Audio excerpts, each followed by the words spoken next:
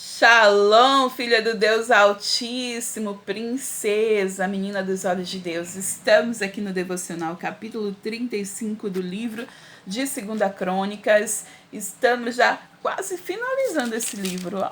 Só falta, só mais um capítulozinho a gente finaliza este livro. Uau, estamos aqui, né, aprendendo mais da palavra de Deus. Muito feliz com isso, de poder compartilhar da palavra de Deus com você. Bom, eu quero te convidar a fechar seus olhos, inclinar sua cabeça, coloca a mão no coração, vamos orar? Querido e amado Deus, obrigada pela oportunidade de te ouvir através da tua palavra. A tua palavra é bênção, Senhor, nos ajuda, nos confronta, nos ensina. Muito obrigada por todas as coisas, ó Deus, que seja feita a tua vontade em nossas vidas, que venha o teu reino sobre as nossas vidas. Em nome de Jesus, tira, Senhor, as escamas dos nossos olhos, o tampão dos nossos ouvidos, tira tudo que não é teu, Deus. Nos abençoa, Pai. Nos abençoa com ensinamento, com sabedoria, com discernimento espiritual, em nome de Jesus. Amém? Então vamos lá, capítulo 35 do livro de 2 Reis é sobre Josias, está celebrando a Páscoa. Como é importante, como são poucos os reis de Judá que fizeram isso, né? Um marco histórico. Então a gente está vendo aqui que Josias está fazendo. Josias celebrou a Páscoa do Senhor em Jerusalém, e o cordeiro da Páscoa foi abatido no 14º dia do primeiro mês. Ele nomeou os sacerdotes para que as suas responsabilidades e os encorajou a se dedicarem ao serviço do templo do Senhor. E ele disse aos levitas que instruíam todo Israel e haviam sido consagrados ao Senhor: ponham a arca sagrada no templo, construído por Salomão, filho de Davi, rei de Israel. Vocês não precisam mais levá-la de um lado para o outro sobre os ombros. Agora sirvam ao Senhor, o seu Deus, e a Israel e o povo dele, e preparem-se por famílias em suas divisões de acordo com as orientações escritas por Davi, rei de Israel, e por seu filho Salomão.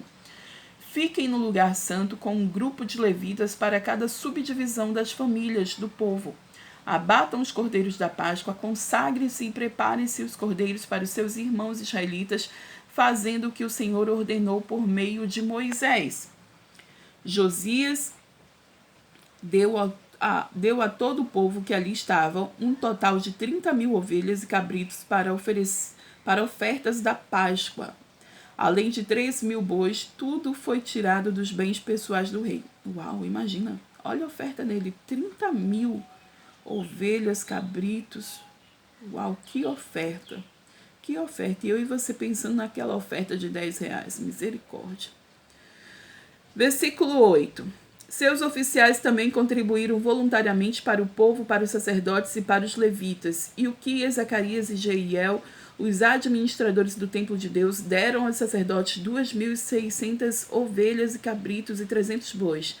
Também Conanias, com seus irmãos Semaías e Natanael, e os líderes dos levitas, Asabias e Jeiel e Josabade, ofereceram aos levitas 5.000 ovelhas e cabritos, 500 bois.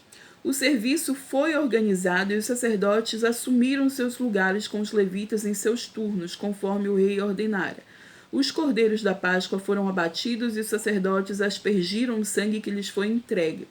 Enquanto os levitas tiravam a pele dos animais, eles separaram também os holocaustos para dá-los aos grupos das famílias do povo, para que elas os oferecessem ao Senhor, conforme está escrito no livro de Moisés, e fizeram o mesmo com os bois.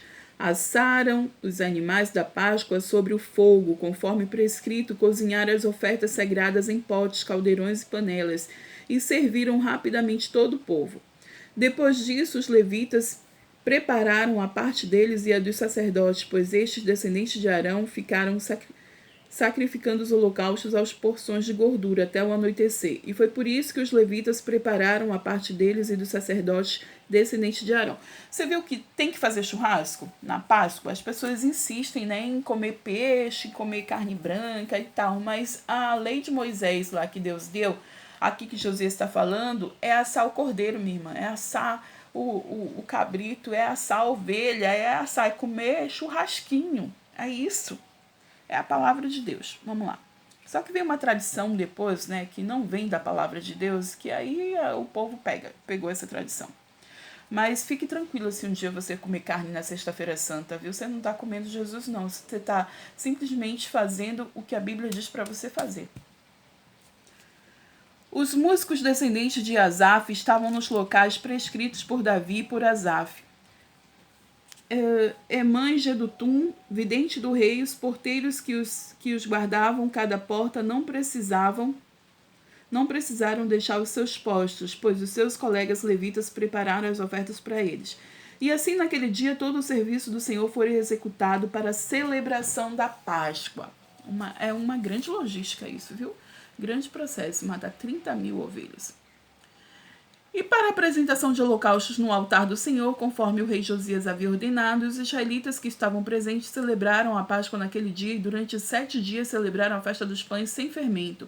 A Páscoa não havia sido celebrada dessa maneira em Israel desde os dias do profeta Samuel, e nenhum dos reis de Israel havia celebrado uma Páscoa como esta, como fez Josias, com os sacerdotes, levitas e todo Judá e Israel, que estavam ali com o povo de Jerusalém. Esta Páscoa foi celebrada no 18º ano do reinado de Josias. Você vê, né? A verdade, ela vem e liberta. Josias, ele viu ali a lei do Senhor, ele foi orientado, ele se arrependeu por não estar fazendo, e aqui ele começou a querer cumprir, né? Então vale a pena, mesmo que você ache que é tarde, que não dá mais certo, sim dá.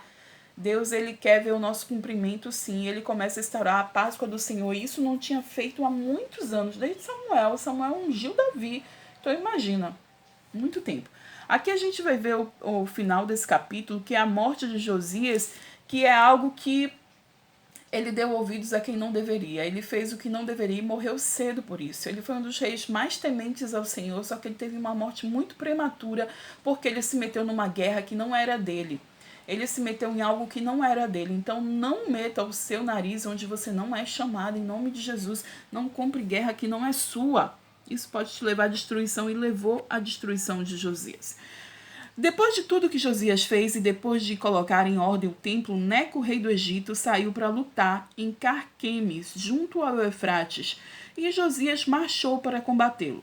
Neco, porém, enviou-lhe mensageiros dizendo: não interfiras nisso, ó rei de Judá. Desta vez não estou atacando a ti, mas a outro reino com o qual estou em guerra.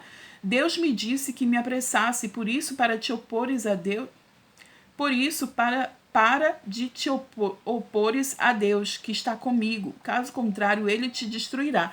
Minha gente, foi uma mensagem tão direta e tão clara, e Josias não ouviu. Ele podia pelo menos ter perguntado a Deus para saber se era real, né? Para ter confirmação. Em vez de receber profetas e profetada, a gente sempre deve perguntar a Deus uma confirmação. Por mais que aquela profetada doa em você ou então te agrade, você precisa perguntar a Deus o que ele acha, se é real, né? E era isso que Josias devia ter feito, porque o que Neco falou veio da parte do Senhor. Versículo 22. Josias, contudo, não quis voltar atrás e disfarçou-se para enfrentá-lo em combate. Ele não quis ouvir o que Neco dissera por ordem de Deus e foi combatê-lo na planície de Megido. Na batalha, flecheiros atingiram o rei Josias pelo que disse aos seus oficiais: tirem-me daqui, estou gravemente ferido. Eles o tiraram do seu carro, colocaram em outro e o levaram para Jerusalém, onde morreu.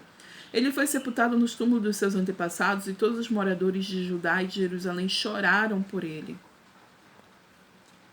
Jeremias compôs um cântico de lamento em homenagem a Josias, e até hoje todos os cantores e cantoras homenageiam Josias com cânticos de lamento.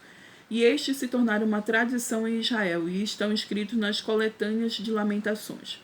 Os demais acontecimentos do reinado de Josias e os seus atos piedosos, de acordo com o que está escrito na lei do Senhor, todos os acontecimentos do início ao fim estão escritos nos registros históricos dos reis de Israel e de Judá.